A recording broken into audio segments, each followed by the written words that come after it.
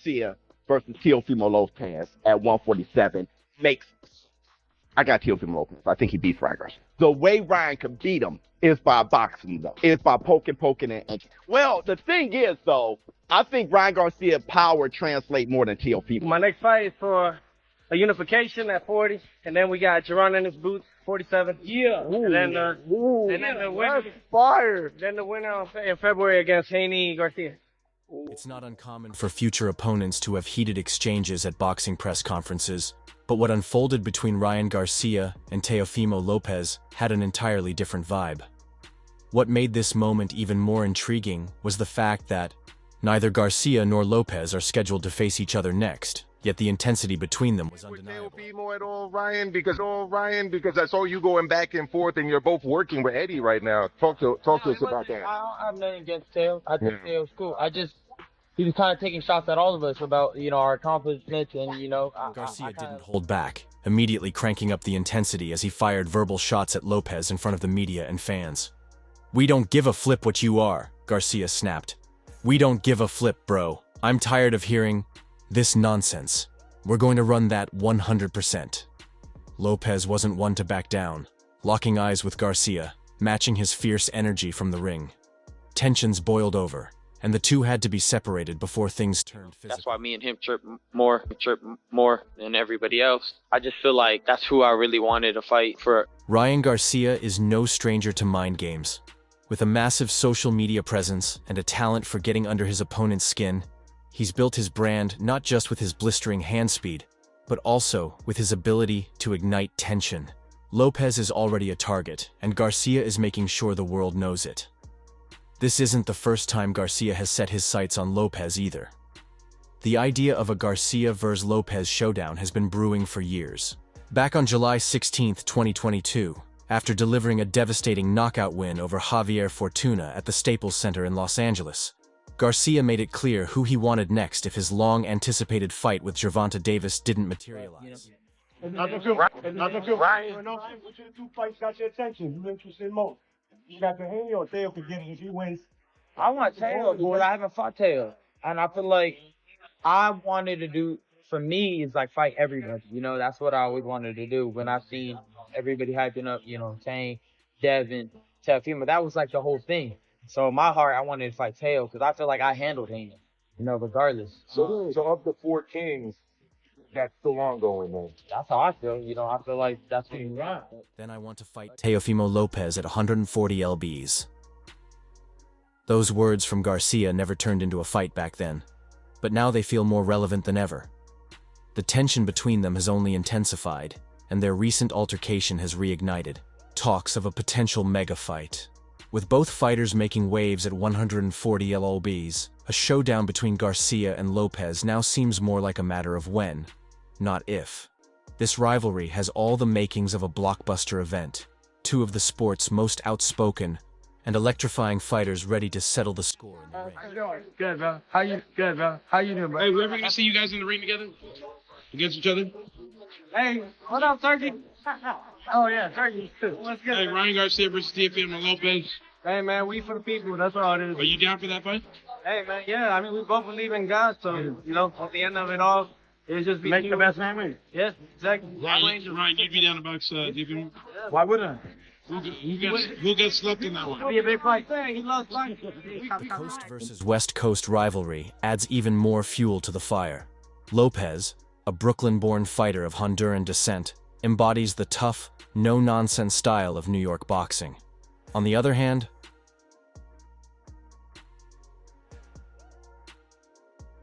Garcia, a California native, brings the flash and confidence that define West Coast fighters. Both warriors have something to prove. Garcia is bouncing back from a high-profile loss to Gervonta Davis, yet he remains one of the sport's biggest stars, keeping his name firmly in the spotlight. Boy, desperate for some payday. Brian just said that if I'm looking forward to it, man, we could make some good money and we can make the fight happen. At 1.4 that they did on pay-per-view buys was mainly from Ryan's side, not really from Tank.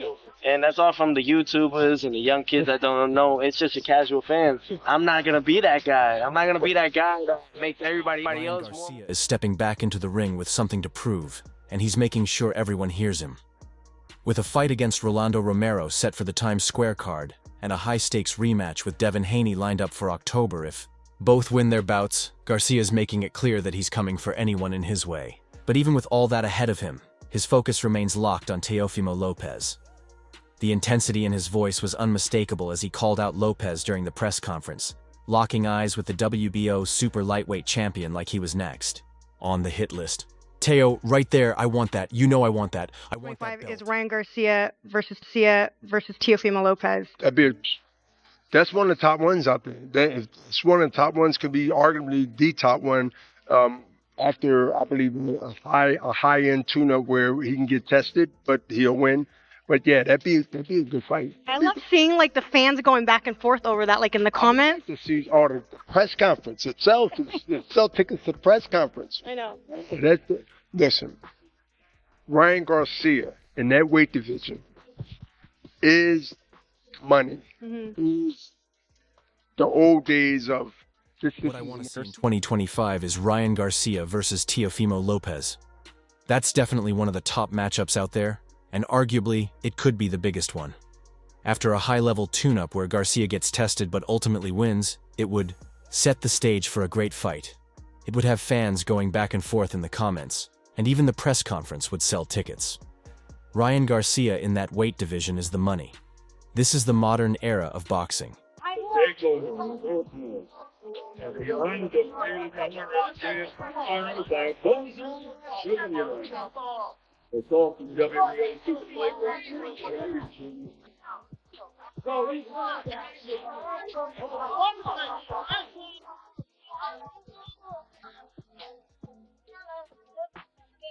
Garcia wasn't just talking, he was making a statement. He's called for a fight with Lopez before, but this time, it felt different. Lopez, who is set to defend his title against Arnold Barbosa on the same card, didn't respond right away, but his presence alone added fuel to the fire. If there was any doubt about Lopez's willingness to stir up chaos, he quickly erased it by escalating his own rivalry with Barbosa, slapping him during their face-off. The energy at the press conference was already intense, but between Garcia's relentless taunting and Lopez's short temper, the event turned into something entirely different. And I seem to remember years ago when you guys were prospects at lightweight. You might have been at junior lightweight at the time, as a matter of fact. There was a lot of talk about a sparring session, and there was John going back years ago between you two. Can you talk to us a little bit about that? I think we sparred about 8 years ago. It was a little rough sparring, I guess, but he continued to use that sparring to, kind of boost up his career, credit to his point. But I don't have no bad blood to him. I'm here to, do my job and, set up that rematch, but I'm not overlooking him at all. I know that he's going to come to fight. It's a big opportunity on the main stage, so I got to be sharp and prepare. Still dealing with the fallout from his overturned win against Haney, knows that every move he makes is under scrutiny. His victory was erased from the record books after testing positive for Ostarine, resulting in a 1-year suspension from the New York State Athletic Commission. However, that hasn't stopped him from staying at the center of boxing discussions. If anything, it's made him even more vocal. Now, sharing the same card as Haney, who is set to face Jose Ramirez, has only added more fuel to the fire, making the entire event even more explosive. He's a good fighter, but if you embarrass me like that, my pride is gonna kick in like as a fighter. Like I'm gonna wanna, we're gonna have to line it up again. And that's how I feel like with that situation. I feel like, yeah, what will waiting 4 years do for me? Like it's gonna look like, okay, I waited it out and you're not the same fighter no more. But I wanna beat you while you feeling good and you just did that. Garcia and Haney took the stage at the press conference. It didn't take long for tensions to explode. The back and forth was relentless, with Garcia quickly launching verbal jabs. I'm really focused on just whooping Devin Haney again. That's all I'm worried about. Not even redeeming myself. Just that Ostarine nonsense which you probably set up, Garcia said. The accusation sent shockwaves through the room, but Haney wasn't about to let it slide. He fired back without hesitation. How did you test positive? You took your punishment because you knew you were guilty. They're probably going to announce a lot of fights to be finalized. That's my opinion on that. However, I think that it's a great matchup. I think it's a good storyline for Rolly as well. and I think they're gonna fight at 47. Yeah. Mhm. So he's a big dude. Obviously, he has that power. Ryan has that right hook. Yep. So who do you got? I got Ryan. I got Ryan Garcia. Why? Yeah, I just think that from that fight and since then, he hasn't been fighting. Garcia wasn't backing down. He knew the controversy surrounding his positive test was the perfect way to keep the spotlight on himself. Refusing to let Haney rewrite history, he reminded everyone exactly what went down in their fight. "Ain't nothing helps you block a left hook, bro," Garcia shot back. "You got hit like 8 times. You got dribbled off the canvas." The way he said it, with the same unwavering confidence he brings into the ring, made it impossible to ignore. The history between these two is far from settled, especially with Haney's lawsuit still looming after Garcia's test result came to light. Haney took legal action, suing him for battery, fraud, and breach of contract. The legal battle threatened to drag on, but according to ESPN, both sides agreed to pause proceedings for 90 days to negotiate terms for a rematch. If there was any doubt about whether they would run it back, this press conference erased all uncertainty. The rematch is coming, and Garcia isn't letting anyone forget what happened the first time. I'm offering you a Teo fight and Eddie offering you Ryan. Does it just come down to what's the bigger check? I mean, it comes down to what makes sense. Those are two fights. Obviously, Teo is more legacy of belts, whatever. But I also got the belts already at 135. Of course, I want to get the belts, but right now, what makes Haney is locked in as Garcia's next target, Teofimo Lopez is quickly climbing up the list. It's no secret that Garcia views Lopez as the perfect fight down the line. The fact that he went out of his way to call him out, despite already having so much on his plate, shows just how badly he wants it. And Lopez, never one to back down from a challenge, looked more than ready for whatever comes next. I don't believe in coincidence. Yo, Devin.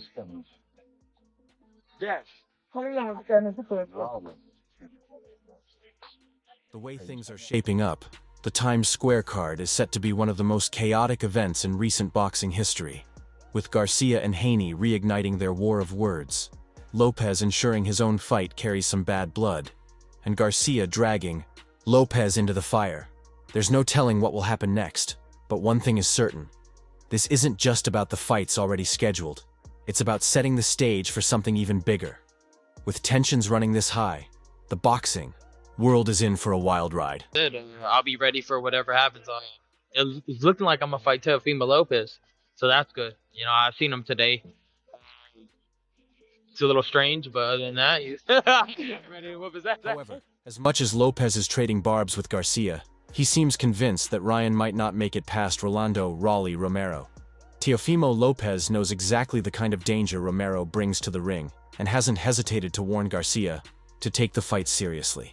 While Garcia views Romero as a tune-up before his planned October rematch with Devin Haney, Lopez sees real risks, especially when it comes to Romero's power. Having shared the boxing world with both fighters, Lopez understands that while Garcia may be the favorite, this fight is far from a walk in the park. Stuck to a game plan when you're facing a bigger dude, bigger puncher. Because at the time I was like 17, 18, much smaller than him. So I kind of just knew what to do, and I was running. So I decided to stand there and bang. He had some good moments, but nothing crazy. And then he started, using that to get his career going. Lopez has been keeping a close eye on the situation and believes Garcia needs to fully understand what he's stepping into on May 2nd in New York. I think it's a great matchup and a great storyline for Raleigh as well. I think they're going to fight at 147, Lopez said, making it clear that this fight is more than just a tune-up. It's a real test for Garcia, especially after his one-year layoff. Romero may not have the technical skills of an elite boxer, but one thing he does have is power. Something Lopez knows can change a fight in an instant. Ryan has got to be careful with Raleigh's punching power because Raleigh still has power and could definitely do something with those shots, Lopez warned. He's seen firsthand what Romero is capable of, and while Raleigh has struggled against top-tier opposition, that doesn't mean he isn't dangerous. So guys, subscribe to my channel for more updates.